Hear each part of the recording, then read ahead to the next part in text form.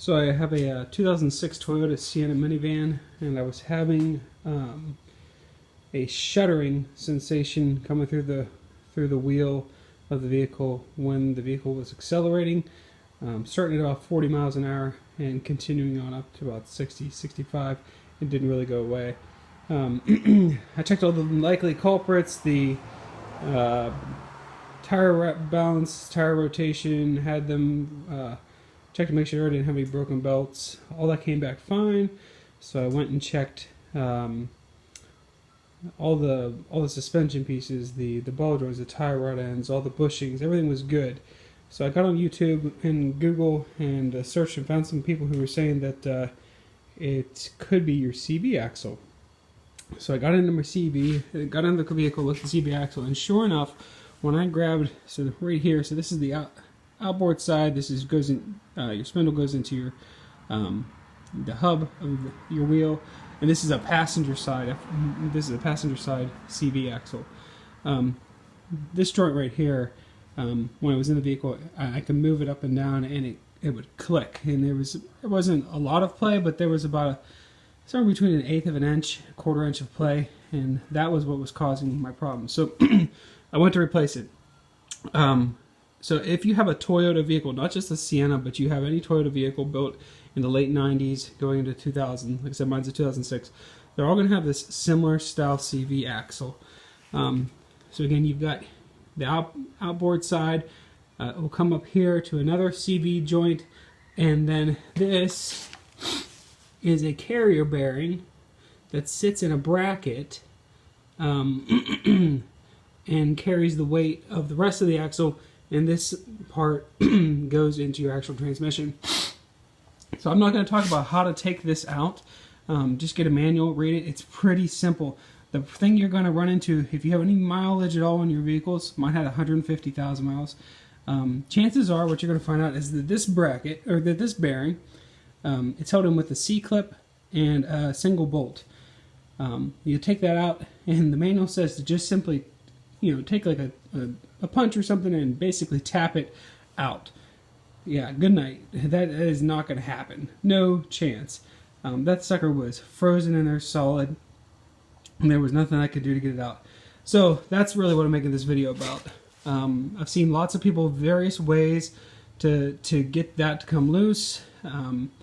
One gentleman here on YouTube, you'll see if you're searching for this, he took an oversized bolt and ran it into the carrier into the carrier for the bearing and shattered the bearing, and then he was able to get it free. The problem with that method, at least for me, was that he ended up messing up the threads on the actual carrier for the bearing, and I didn't want to do that because I wanted to reuse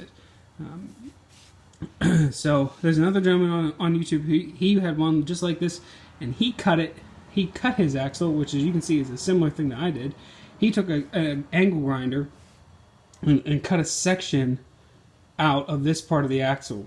So he cut the section out, he pulled this part of the axle out, and then he was able to use a hammer to beat this out, and that worked for him. I really didn't want to be under my van because I don't have a lift. I was using just a jack stands. I didn't want to be under there really hammering on it. It didn't make me feel comfortable, and I didn't want to also go try to find an angle grinder to do the job. So here's what I did. As you can see, I cut it, but this is how I did it. I used a sawzall, and I went out and bought this blade. This is a Diablo Steel Demon blade that you can get at Home Depot. This is a 6-inch one. I did not, at first I didn't even think that this was going to be possible, but let me tell you, this carbide blade is absolutely amazing. I got under there and cut the axle right in front of the bearing, and you can see this is solid hardened steel. It took about 45 seconds. It just blew through it and cut it out. And if you're wondering why you need to cut it out, FYI, so the carrier bracket that's holding this bearing in, there's two bolts up on this side over here that are really easy to get to, and you'll be able to pull those out no problem. But then there's another bolt in Toyota's infinite wisdom that they stuck on the back side up against the engine block, and it's right between this part of the axle and the engine block, and there is no way you can get that bolt out. Even if you can get a wrench on it and you can break it loose, it still will not.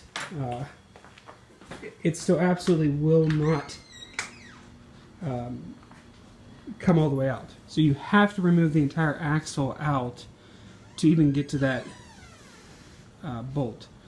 So what I did was I cut it here first and then removed the outboard side of the axle, and then I cut it right here.